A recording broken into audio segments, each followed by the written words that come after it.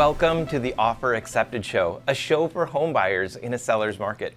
I'm John Taylor, your host, and I'm so excited to share some good news. People are getting their offer accepted, getting the home of their dreams, and you can too. We are so grateful to our sponsor, HomeWire Realty, for making this show happen and bringing my dream of creating this show alive.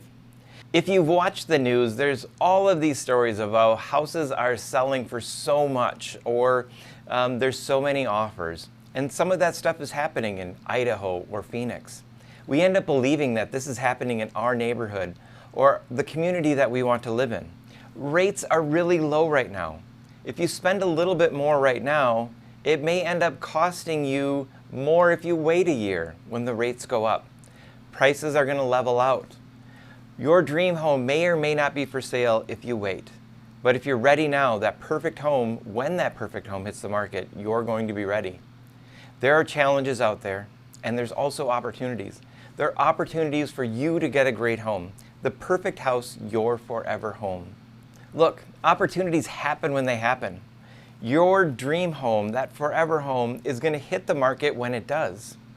It has nothing to do with the rates or the news or any other factors other than it just happens when it happens. So be ready. Get in a winning mindset. Get your money in order. Get your finances straight. You are going to get your offer accepted, but you have to do the work. In our upcoming episodes, we will share different ways you can approach the home buying market, if new construction may be an option for you, and how you can access an inventory before it hits the MLS. Each episode is going to give you up-to-date market conditions, valuable insight into buyer success, and news from neighborhoods you'd love to live in. In today's episode, we're going to tell you a little bit about what you can expect in the show, the different segments that we have coming up, and we're going to introduce to you Chris Wenninger from Fairway Independent Mortgage and how the lending market is doing. We will also hear from Missy Buttram from HomeWire Realty on the real estate market and what's happening with successful buyers. First, let's hear about the market conditions.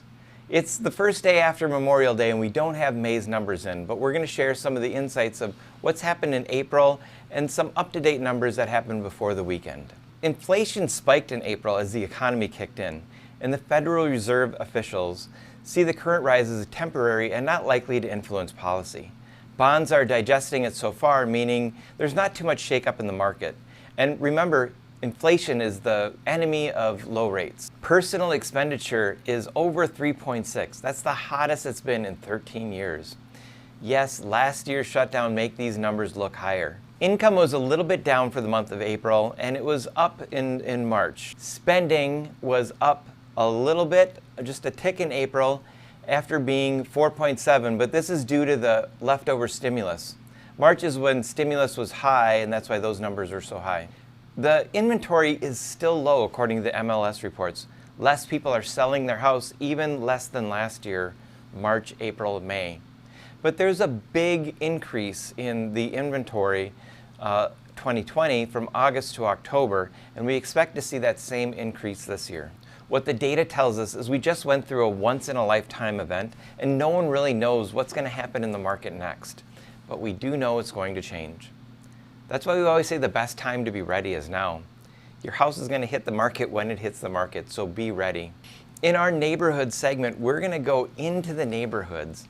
We're going to show you the places to eat, the places to hang out, the different neighborhoods. Show you Wauwatosa East and Wauwatosa West, Lake Country, Ozaukee County, and the different neighborhoods within Milwaukee. We're going to cover the entire city and the whole region so you can see where is a great place to live, what are their schools like, and why should we live there. We'll also cover the inventory taxes and different financial information that may influence your decision. So look forward to a new segment every week of The Neighborhood, where we're going to interview different business owners and people in the community and see what it's like to live in those communities. In this segment, we're going to speak to Missy Buttram from HomeWire Realty, and we're going to learn a little bit about Missy and why she's in real estate and why she likes helping home buyers get into their new home.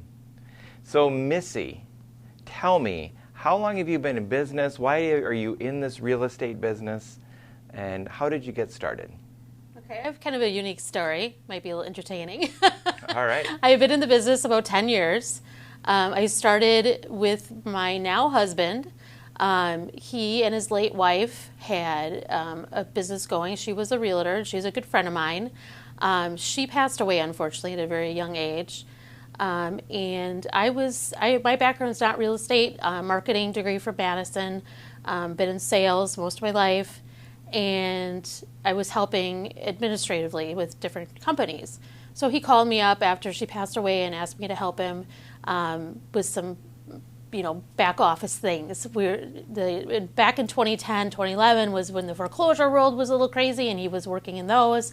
So I was helping with a lot of administrative things. Discovered how much I love real estate, helping him out with that, and I ended up getting my license, my sales license, and a few years later I got my broker license. We started our own company right away. That first year, I remember calling him at his other job and saying, "Chris, you need to stop. You need to come work with me because I'm running all this." So that's how we got started, and it's been growing since. We've been doing flips for the past 5 years. Our brokerage has about 25 to 30 agents. The Homebuyer Realty brokerage here in Wauwatosa. We have agents in Tennessee, Florida, and then I'm also licensed in Minnesota. So homewire.com, Homewire Realty, is that a national organization or is that your company?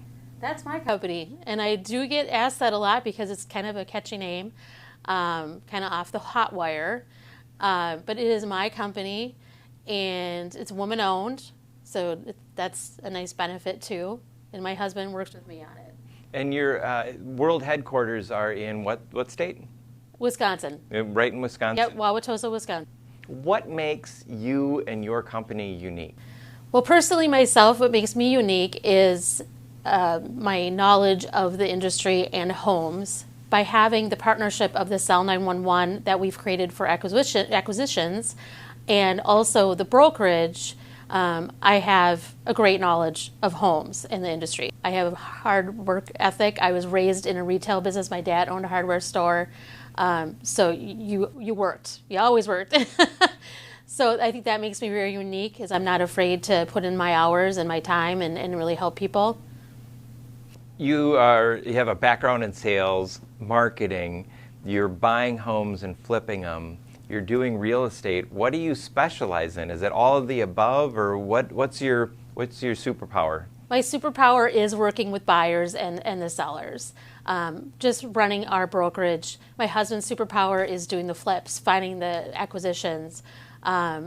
My benefit over on that side is I just go in and I call it Blissit. I'm the one who picks the colors and the decorating, and I do all that kind of stuff. But my main power is with buyers and sellers, and I love doing that. I love working with people, getting to know people. Some past clients are now my best friends, so I love that part of it. Making that connection and building those relationships. The Offer Accepted Show is a show to help home buyers be successful in a seller's market. And what should I do, when I'm looking for a home? How do I get started? Well, first of all, you're going to meet a great lender. Chris is a great lender. It's on the show. So that's the first place to start. What do you qualify for a home? Get the money in order. Get the money in order. Straight, your credit, all of those things, so that you got to get the money right first. Exactly. Then what do you do? Then you're going to find yourself a good buyer's agent like myself. So what makes a good buyer's agent, and why, what's the difference?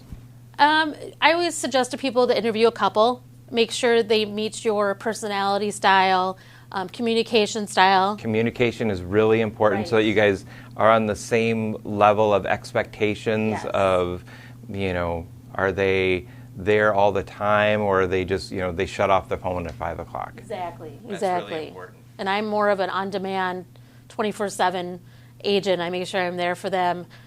Something comes up on the market, I want to get them in. If I can't, I'm going to get one of my teammates out there to help them. Right, and if it's an active market, you got to be on top of it. And if you want to be a successful buyer, you have to have an agent who's going to represent you well, who's going to be there 24/7 to help you get that deal. And I think that's really important. So why does a buyer need a realtor? Why can't I just, I saw a house listed down the road, I'm just going to stop by and call the number on the sign and go buy it from them? Well, what a lot of people don't understand is that a listing agent represents the seller in their best interest. So if you work with the listing agent as the buyer, their first obligation is to that seller, so not to you. So you want to have someone on your side. Also, just to have someone on your side to step through the process with you. What are all the steps to take to get that home? So let's say I do that though. Let's say I skip that and don't get a buyer's agent, and I just go, my neighbor's house is for sale. I call their real estate agent, and their real estate agent shows me.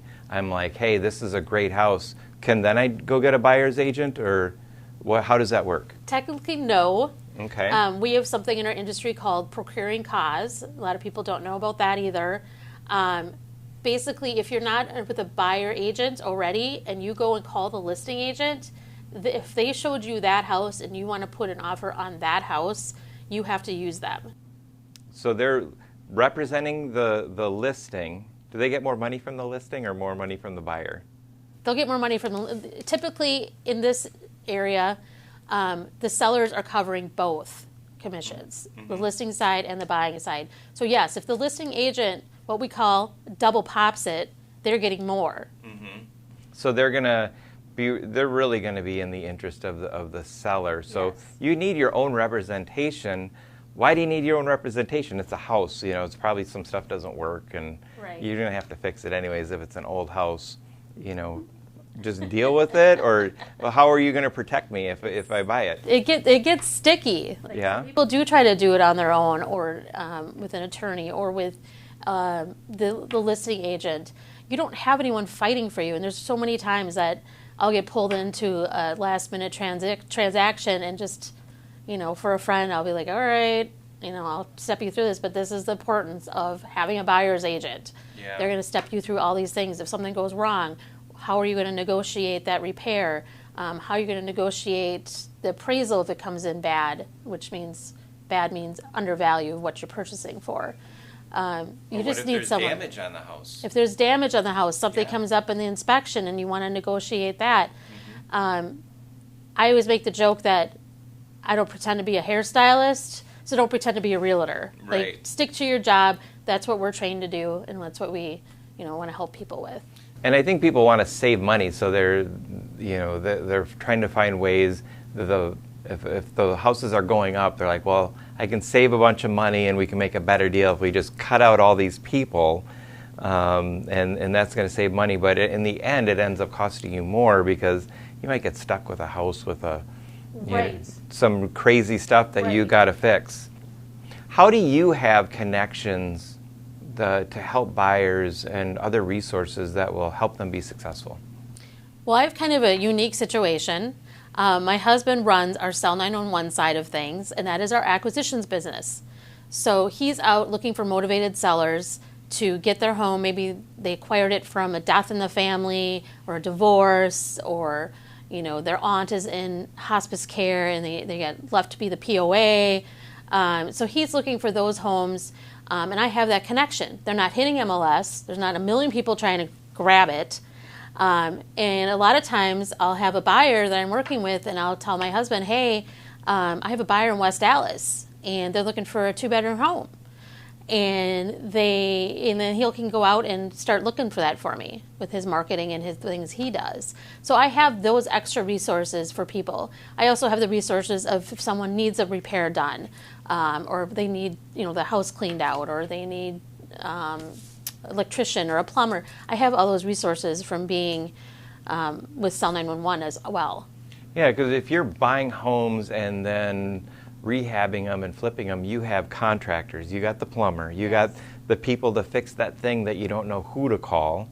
And plus you have access to a different market, a different inventory of houses that may not hit the market, because Exactly. some of them, they're just a good deal and you're going to buy it and you're going to flip it, and that's not going to hit the market. Those aren't going to be available. But some of them just kind of fit into that price range where it doesn't make sense to flip it. It makes sense for someone to buy it and maybe DIY the house. It might need a little bit of updating because it hasn't been renovated in a few years. Missy, thank you so much. I love Missy's passion and what she brings to the table, this unique offering of inventory that doesn't hit the market, years of passion, sales and marketing. I mean, this is, I love what you bring to the table. How can somebody get in touch with you if they want you to be their buyer's agent?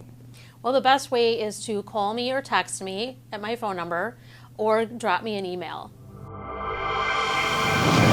The foundation to buying a new home is making sure that your money is right. You need trusted advisors who are going to help guide you through the process of finding money at the best rate, but also how much you can afford and making sure that you're not over purchasing and guiding you through the process of buying a home. And I can think of no one better than Chris Wenninger from Wenninger Mortgage to help guide our viewers through this process. So for the viewers who don't know you, can you tell us a little bit about who you are? Thank you, John, for having me here. I'm so excited to have this opportunity. So I'm Chris Wenninger, a Fairway Independent Mortgage, going on 25 years in the mortgage business. I am able to help you buy your primary residence, a second home or a vacation home as we like to call it, or an investment property up 1 to 4 family. So if you're buying your first house, moving up, moving down, or refinancing, I can help. You've been doing this a long time. What is your why? Why have you been doing this for so long? You know, at the end of the day, my tagline is getting you your success story. It's that simple. It is that simple. We want people to be successful in their house, whether it's their first house, second home, or investment property. And we want buyers to be successful in a seller's market. So it's perfect that you're here. Mm-hmm. What are the steps a buyer can take to be successful if they're thinking about buying a home, they're hearing all the news? How can we be successful as a buyer in this market today? Great question, especially not only any type of market, but especially in this market. The buyer has to be prepared. And what do I mean by that? Get your checklist done, get your money handled, and get everything straight. Documentation is the key. Mm-hmm. And my famous saying, or one of my famous sayings, is devil's in the details. And you're like, what does that mean? Meaning, I need paycheck stubs, I need W-2s, I need tax returns. None of it's fun to get or gather. I get it, but you know what? The more information I get up front, the smoother your whole process is going to be. So again, be prepared is key.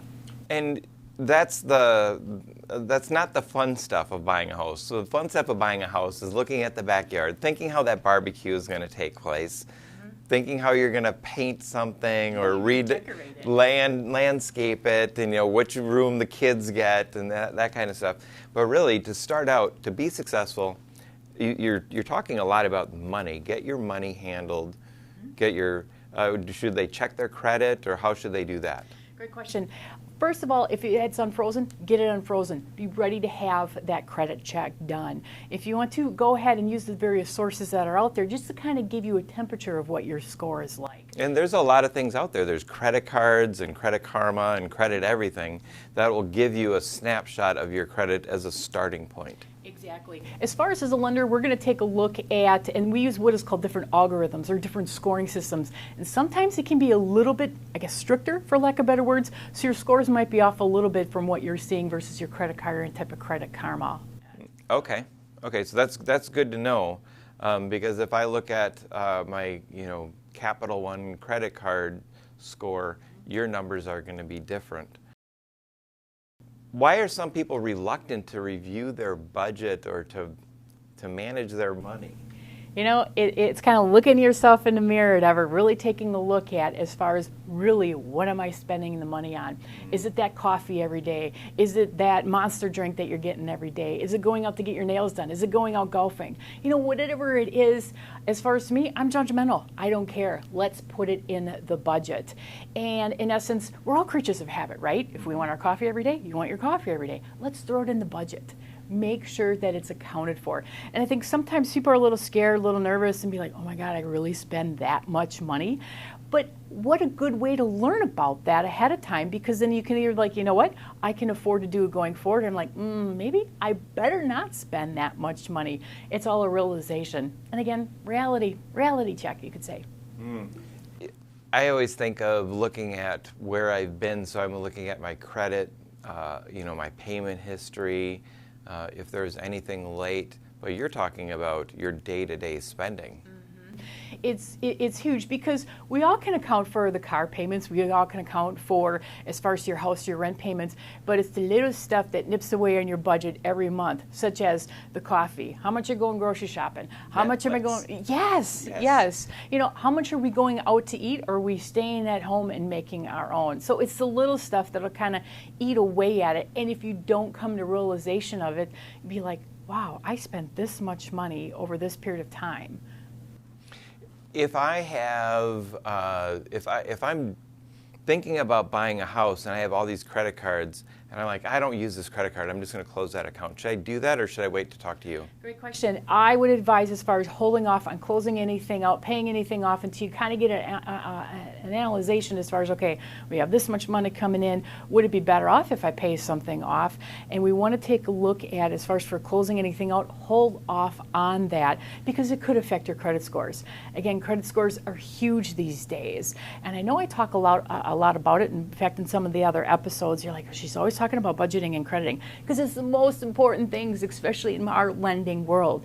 Credit scores mean everything. What do I mean by that? As far as for the type of rate that you're going to get. Higher your scores, the better interest rate that you're going to get. Also, if you don't have 20% down, higher your credit scores, the better PMI rate on certain loan programs that you're going to get. Oh, that's really important.